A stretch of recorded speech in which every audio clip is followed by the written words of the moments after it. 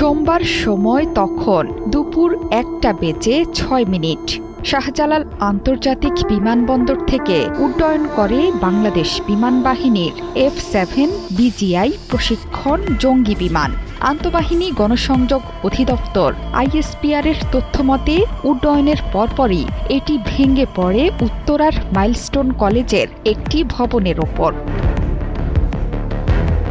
এই বিমানের নির্মাতা দেশ চীন। চেংদু এরোস্পেস কর্পোরেশন এটি নির্মাণ করেছে। চীনের বাইরে J-7 এর মডেল এখনও ব্যবহার করছে পাকিস্তান, বাংলাদেশ সহ বেশ কয়েকটি দেশ। বাংলাদেশে এটি F-7 নামেও পরিচিত। 1964 সালের মার্চে চীনের শেন ইয়াং এয়ারক্রাফট ফ্যাক্টরিতে শুরু হয়েছিল চীনের তৃতীয় প্রজন্মের J-7 যুদ্ধ বিমানের উৎপাদন। ওয়ালটন টেলিভিশন মাত্র 25,490 টাকায় পাচ্ছেন গুগল টিভি।